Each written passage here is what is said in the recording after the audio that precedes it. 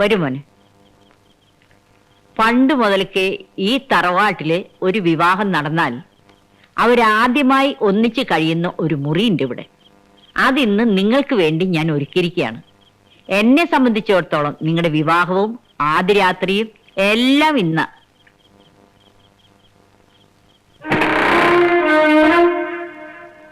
വരൂ.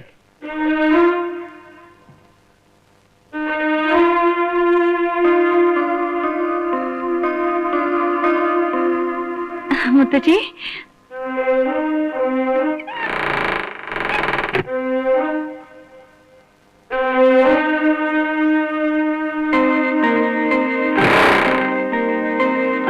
മുത്തശ്ശി, ഞാനെന്നാ വേണ്ട, കുട്ടി ഇന്ന് എന്നോടൊപ്പം കിടന്നാ മതി.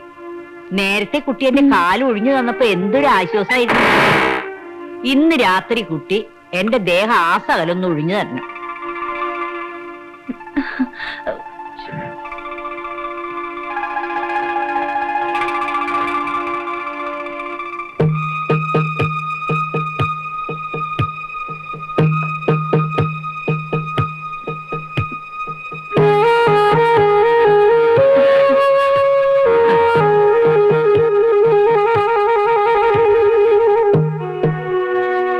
സിസ്റ്റർ ഇവിടെ കിടന്നോളൂ, ഞാൻ പുറത്തെവിടെയെങ്കിലും കിടന്നോളാം.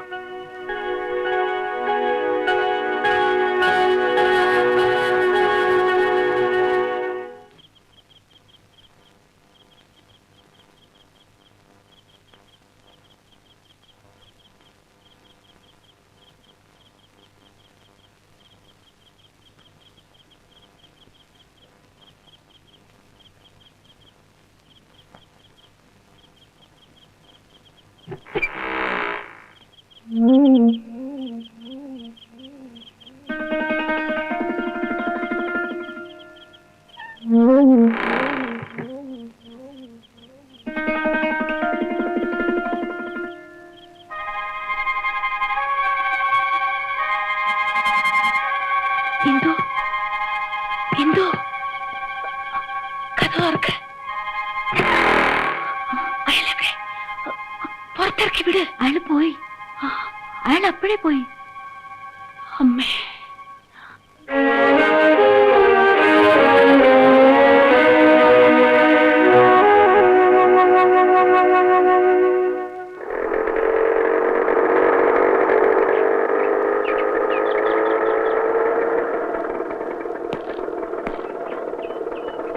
ഹലോ. ആ, എന്തൊക്കെയുണ്ട് ഉറുപ്പേട്ടാ? ശരി, അപ്പൊ വൈകിട്ട് കാണാം. ഓ, ഞാൻ കുറച്ചു ദിവസം കൂടി ഇല്ലായിരുന്നു, ഒന്ന് മദ്രാസ് വരെ പോയിരുന്നു. ഞാനൊന്ന് അങ്ങോട്ട് ചെല്ലട്ടെ. അവിടെങ്ങും ആരുമില്ല. ഇന്നലെ പോയതാ, ഇതുവരെ മടങ്ങിയെത്തിയിട്ടില്ല. ആരുമില്ലേ? ആ, എങ്ങോട്ട് പോകണമെന്ന് വല്ലതും പറഞ്ഞു? ആ, മുത്തശ്ശിക്ക് സുഖമില്ലെന്നോ സീരിയസ് ആണെന്നൊക്കെ പറയുന്നത് കേട്ടു. പറയുമ്പോ വിഷുവിന് വേറൊന്നും തോന്നരുത്. കുറച്ച് ദിവസമായി ഇവിടെ നടക്കുന്ന കാര്യങ്ങളൊക്കെ അല്പം പെശക. നിങ്ങളുടെ വീടിന്റെ മുൻപിലുള്ള മുറിയിലെ ഏതോ ഒരു അലവലാതിയെ കയറ്റി താമസിപ്പിച്ചിരിക്കുക. കണ്ടാലേ അറിയാം അവൻ ആള് ശരിയല്ലെന്ന്. ഇപ്പൊ അവനെയും കുട്ടിയാ നാട്ടിൽ പോയിരിക്കണം. നാട്ടുകാർ പലതും പറഞ്ഞു തുടങ്ങിയിട്ടുണ്ട്. ഇക്കണക്കിനാണെങ്കിൽ നിങ്ങൾ എനിക്ക് വീട് ഒഴിഞ്ഞു തരേണ്ടി വരും. നിങ്ങൾ ആളെ ഡീസന്റ് ആണെന്ന് തോന്നിയത് കൊണ്ടാ ഞാൻ വീട് വാടകയ്ക്ക് തന്നു. ഇത്തരം ചുറ്റിക്കളികൾക്ക് വീട് വാടകയ്ക്ക് തരാൻ എനിക്ക് ബുദ്ധിമുട്ടുണ്ട്.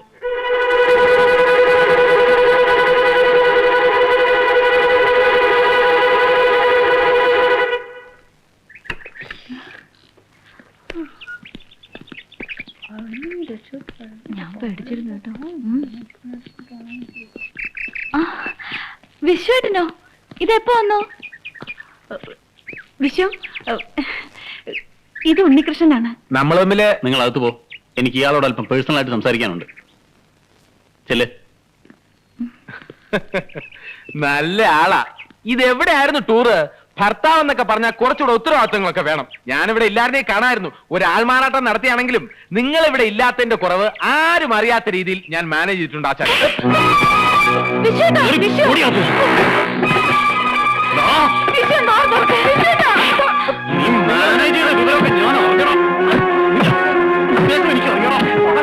ഞാൻ പറയുന്നത് കേൾക്കി. ഒന്നും പറയണ.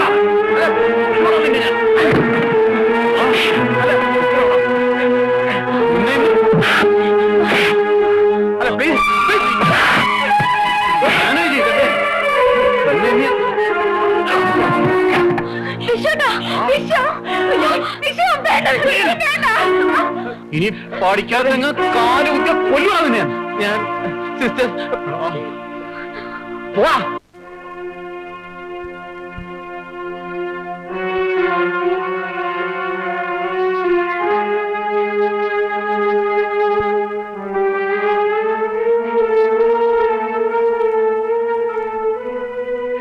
വിശ്വേട്ടാ, ഞാൻ മതി, കൂടുതലൊന്നും പറയണമെന്നില്ല. ഞാൻ ഇവിടെ ഇല്ലായിരുന്നപ്പോ എവിടെന്നോ വലിഞ്ഞു പറയുന്ന ഒരുത്തനെ വീട്ടിൽ കയറ്റി താമസിപ്പിക്കുക, ഭർത്താവാണെന്ന് പറഞ്ഞ് അവനെയും കെട്ടിയിരുന്ന വിളിച്ച് മുത്തശ്ശിയെ കാണാൻ പോവുക. ഞാനെന്നല്ല വേറെ ആര് കേട്ടാൽ ഇതൊന്നും സമ്മതിച്ചു തരാൻ പോണില്ല. എന്താ ഇത്, വെള്ളരിക്കാൻ പറ്റണം? നടന്നതൊക്കെ ഞാൻ വിശ്വേട്ടനോട് പറഞ്ഞല്ലോ. ശരിയാ, തെറ്റ് തന്നെയാ. പക്ഷെ സത്യം തുറന്നു പറഞ്ഞ് വിശ്വേട്ടൻ എന്നെ മനസ്സിലാക്കുന്നു കരുതി. എന്തോ ഞാൻ വിശ്വം, മറ്റുള്ളവർ പറയുന്നത് കേട്ട് ഞങ്ങളെ തെറ്റിദ്ധരിക്കരുത്. അറിഞ്ഞുകൊണ്ട് ഒരു തെറ്റും ഞങ്ങൾ ചെയ്തിട്ടില്ല. ക്ഷമ ചോദിക്കാൻ പോലും അർഹതയില്ലെന്നറിയാം. എന്നാലും അതല്ല,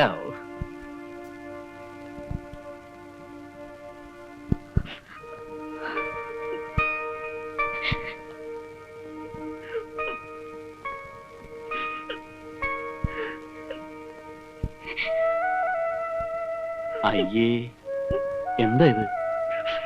ഇന്ദുക്കുട്ടി ഒന്ന് ആലോചിച്ച് നോക്കി. ഈ വിശ്വേട്ടന് മോളല്ലാതെ പിന്നെ ആരാ ഉള്ളത്? അപ്പൊ പിന്നെ മോളെ കുറിച്ച് ആരെങ്കിലും എന്തെങ്കിലുമൊക്കെ പറഞ്ഞ ഞാൻ എങ്ങനെ സഹിക്കുക?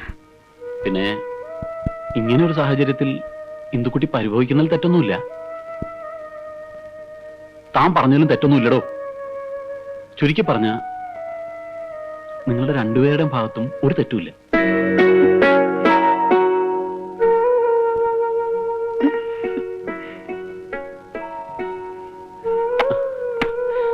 അതെ, ഒരു സന്തോഷ വാർത്തയായിട്ട് ഞാനിപ്പോ ലാൻഡ് ചെയ്തിരിക്കുന്നത്. മദ്രാസിൽ നിന്ന് ഫൈനാൻസ് എല്ലാം ശരിയായി.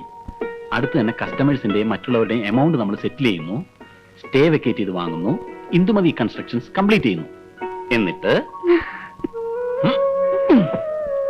അതിന്റെ ഏറ്റവും മുകളിലത്തെ നിലയില് mister Viswanathan, Mrs Indu Viswanathan, baby Anju Viswanathan, baby Sanju Viswanathan, baby Manju Viswanathan. അയ്യോ, അപ്പൊ പെൺകുട്ടികൾ മാത്രം മതിയോ? പോരാ, master Vinay Viswanathan, master Vineeth Viswanathan, master Vinu Viswanathan. അയ്യോ,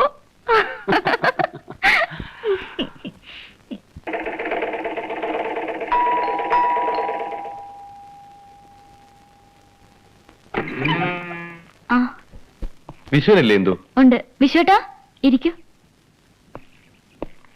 ആ, നീയായിരുന്നോ? മദ്രാസിൽ നിന്ന് രാജേന്ദ്രൻ വിളിച്ചിരുന്നോ? വിളിച്ചിരുന്നു. എന്തായി? ആ മാർവാടിയിൽ നിന്ന് ഫൈനാൻസ് കിട്ടില്ലെന്നാ പറയുന്നത്. എന്താ കാര്യം? ഞാൻ ഡോക്യുമെന്റ്സ് എല്ലാം ശരിയാക്കിയിട്ടാണല്ലോ പോകുന്നത്. ഡോക്യുമെന്റ്സിന്റെ കാര്യത്തിൽ പ്രശ്നമൊന്നുമില്ല. സ്റ്റേ ഉള്ളൊരു പ്രോജക്ടിന് ഫൈനാൻസ് ചെയ്യാൻ അവർക്ക് ബുദ്ധിമുട്ടാണത്രേ. സ്റ്റേ ഉള്ള വിവരം അവരെങ്ങനെ അറിഞ്ഞു? ആരോ ഇവിടുന്ന് വിളിച്ച് മെസ്സേജ് കൊടുത്തിട്ടുള്ളതാ. എന്റെ ബലമായ സംശയം അവറാച്ചനാണെന്ന്. എന്തായാലും നീ വിഷമിക്കണ്ട, ഞാൻ ആ പൊതുവാളുമായിട്ടൊന്ന് സംസാരിച്ചു നോക്കട്ടെ. അയാളുടെ കയ്യിൽ 1-2 ഫൈനാൻസേഴ്സ് ഉണ്ട്. ഒന്ന് ട്രൈ ചെയ്ത് നോക്കാം. നീ ധൈര്യമായിട്ടിരി, എല്ലാം ശരിയാവുന്നേ. എനിക്കൊന്നൊരു അല്പം തിരക്കുള്ള ദിവസമാണ്. നമുക്ക് വൈകിട്ട് കാണാം.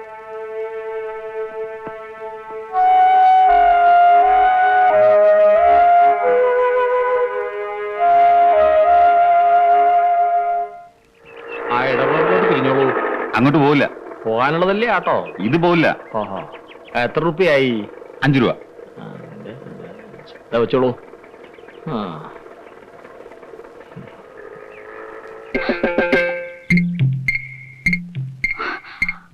അയ്യോ, അയ്യോ, ആരാ? അവറാച്ചനോ കസ്റ്റമേഴ്സോ? ഗുരുക്കളമ്മാവൻ.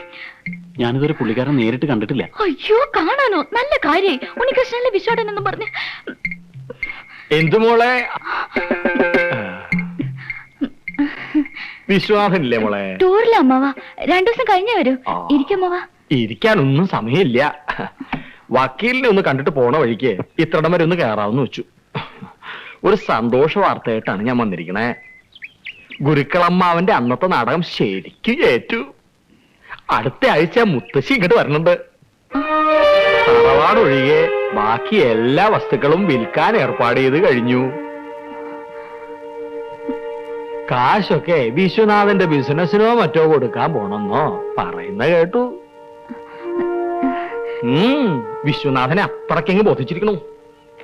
തൽക്കാലം നിങ്ങൾ ഇതൊന്നും അറിഞ്ഞതായിട്ട് മുത്തശ്ശിയോട് ഭാവിക്കണ്ട.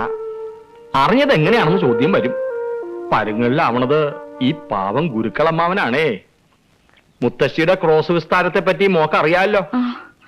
കാര്യങ്ങളൊക്കെ ഏർപ്പാടാക്കിയിട്ട് കാശിക്ക് പോണോന്നാണ് മുത്തശ്ശിയുടെ ഉദ്ദേശം. അതിനു മുമ്പ് മോളുടെയും വിഷ്ണുവിന്റെയും കൂടെ ഒരു 3-4 ദിവസം കഴിയണോ അത്ര. ആരാത്? അതാരുമില്ല. ആരുമില്ലാണ്ട് എങ്ങനെയാ തുമ്മലുണ്ടാവുക? ആ ഞാൻ പറഞ്ഞില്ലേ. ലതയാണമ്മ. ആഹാ, മോക്ക് അടിക്കടി ഇങ്ങനെ തുമ്മലുണ്ടാകാറുണ്ടോ? എനിക്കോ? ആ. തുമ്മലോ? ആ, നീ പാകത്ത് തുമ്മുന്നായിട്ടല്ലോ. മോക്ക് ഗുരുക്കൾ അമ്മാവൻ രാഷ്നാദിപ്പൊടിയിൽ ചില പ്രത്യേക ചേരുവകൾ ചേർത്ത് ഒരു ചൂർണ്ണ ഉണ്ടാക്കി തരാം. അത് പതിവായി കുളി കഴിഞ്ഞ് ഉച്ചയിട്ടിരുമുക. പിന്നെ ഒരിക്കലും തുമ്മൽ ഉണ്ടാവുകയില്ല. മോക്ക് ഉണ്ടോ? അമ്മോളും ഉപയോഗിച്ചോളൂ. എന്നാ പിന്നെ ഞാൻ ഇറങ്ങട്ടെ. ചെന്നിട്ട് ഒരുപാട് കാര്യങ്ങൾ ചെയ്തു തീർക്കാനുണ്ട്. വിഷ്ണുനാഥൻ വരുമ്പോ പ്രത്യേകിച്ച് അന്വേഷിച്ചിട്ട് പറയണം. അമ്മാവനെ ഇന്ന് തന്നെ പോണോ? ഒരു 2 ദിവസം നിന്നിട്ട് പോയാ പോരെ?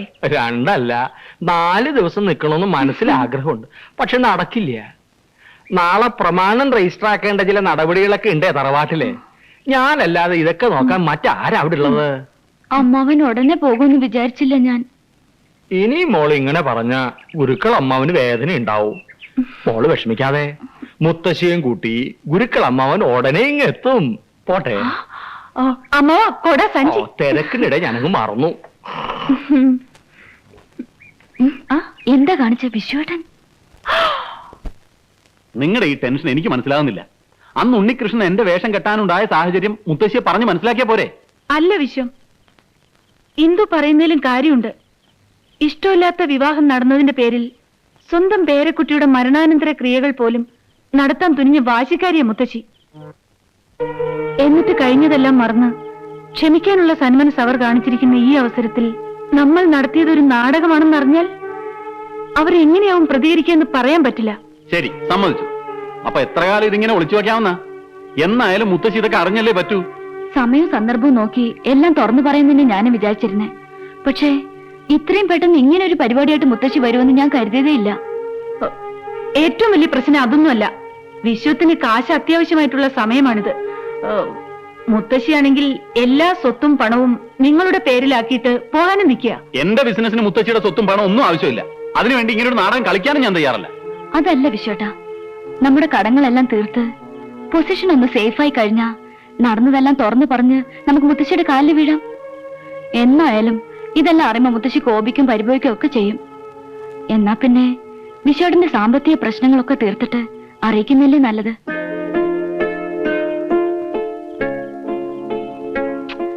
തൽക്കാലം ഒരു 4 ദിവസത്തെ പ്രശ്നമല്ലേ ഉള്ളൂ. കാശിന്ന് മുത്തശ്ശി മടങ്ങി വന്ന ശേഷം നമുക്ക് എല്ലാ സത്യങ്ങളും തുറന്നു പറയാം. ബെല്ലും ബ്രേക്കും ഇല്ലാത്ത അയാളെ കൊണ്ട് വേഷം കെട്ടിക്കാൻ താല്പര്യം ഉണ്ടായിട്ടല്ല. പക്ഷെ അതുകൊണ്ട് നമുക്ക് കിട്ടാൻ പോകുന്ന ഗുണങ്ങൾ പലതാ. അതിന് ഞാനിനി അയാളെ എവിടെ പോയി തപ്പും? അഥവാ കണ്ടുപിടിച്ചാൽ തന്നെ അയാൾ സമ്മതിക്കുന്നുള്ളതിന് എന്താണ് ഉറപ്പ്?